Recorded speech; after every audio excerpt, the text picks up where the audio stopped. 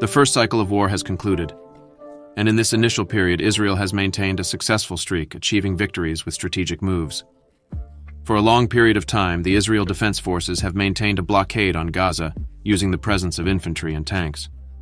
This situation has left the Palestinian population trapped in the midst of intense repression by the Israeli authorities. These drastic measures are being taken due to Hamas's use of civilians as human shields, a reality that has led to targeted bombings of refugee camps, claiming that these serve as bases for Hamas. Israel's Merkava tanks have been deployed in the bordering areas, while Israeli infantry are progressively advancing further into the core of Gaza by the day. In this scenario of persistent conflict, Hamas has demonstrated unwavering resilience. Despite constant attacks by Israeli forces, it has not been weakened to the point of being completely cornered. It has been forced to retreat into the tunnels, reducing its ability to carry out terrorist attacks. During recent evacuations in Gaza, the population demonstrated carrying white flags, an action that Hamas members would not carry out among civilians. Faced with this, the Hamas members chose to retreat towards the tunnels again, presenting a key opportunity for Israeli forces. However, Hamas was unable to withdraw without a trace, allowing Israeli soldiers to follow its trail and conduct operations against numerous tunnels, approaches, and operations centers. Israel's air, naval, and ground forces have annihilated Hamas militants, their headquarters, high-ranking commanders, missile launchers, and, most notably, more than 100 underground tunnels. Let's delve into Israel's strategic military operations against Hamas today. From the beginning, the Israel Defense Forces have shown extreme determination in destroying the tunnels, identifying all possible access points and giving the enemy no respite. The attacks carried out in this direction have been overwhelming for Hamas, leaving it no room to maneuver. Yesterday, Israeli soldiers located points near the tunnels where Yahya Singar was cornered. Without wasting time, the Israeli army launched a surprise raid, causing severe damage to the Hamas structure.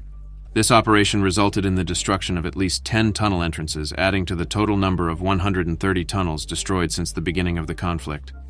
Israeli troops maintain their offensive in the Gaza Strip with unquestionable determination, achieving another significant victory in these tunnels.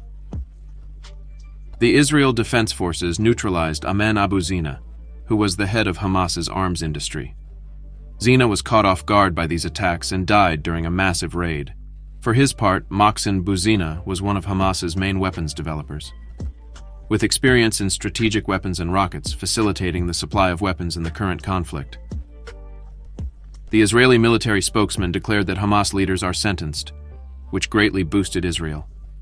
With each Hamas leader eliminated, the morale of the fighters weakens, affecting decision-making processes and facilitating operations for Israeli soldiers, who optimize their work through targeted strikes.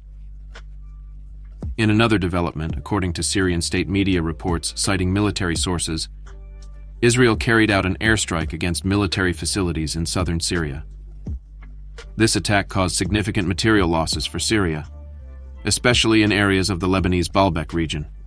For years, Israel has been directing attacks against targets it considers linked to Iran in Syrian territory.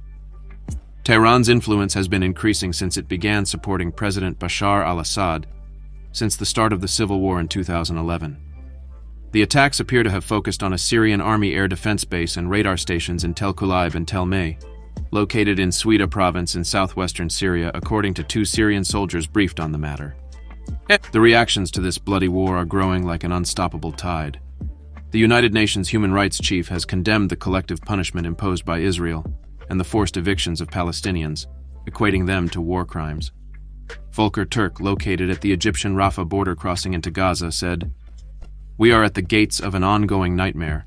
We have fallen into an abyss. This cannot continue.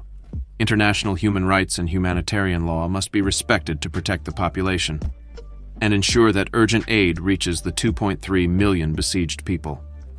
In recent days, the United Nations Human Rights Office has received reports of an unidentified orphanage in northern Gaza, with 300 children requiring urgent assistance. However, communication is cut off, access is restricted, and it is dangerous and inaccessible. I deeply feel the pain, the immense suffering of those who have lost their loved ones, whether on a kibbutz, in Palestinian refugee camps, hiding in buildings, or fleeing. We must all feel this common pain and put an end to this nightmare. The blockade disrupts the supply of electricity, food, fuel, and other basic needs in the area. Demand at the maternity department at Nasser Hospital in Khan Yunis, in the south, has doubled due to the mass exodus from northern Gaza. Neonatologist Dr. Asad al-Najah reported an increase in premature births due to the escalating conflict. All our work depends on electricity. All these devices work thanks to it. Without energy, babies' lives are at risk.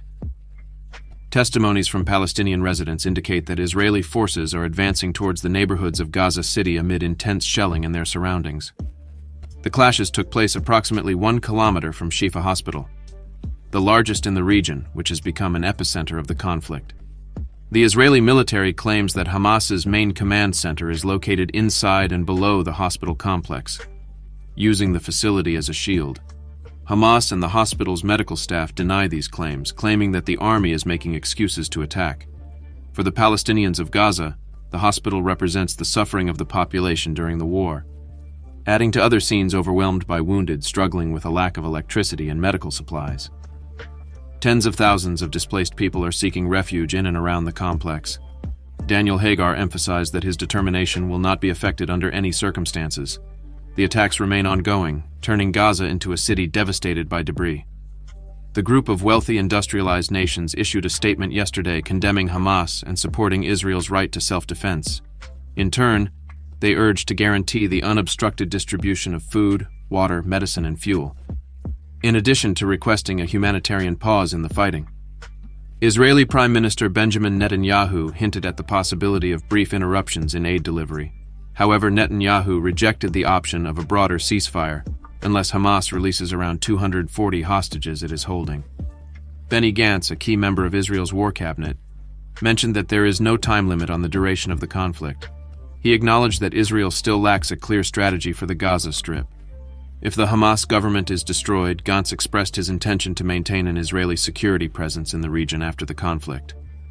Netanyahu reiterated his position from earlier in the week, noting the likelihood that Israel will maintain security control in Gaza for an indefinite period. We appreciate your continued monitoring.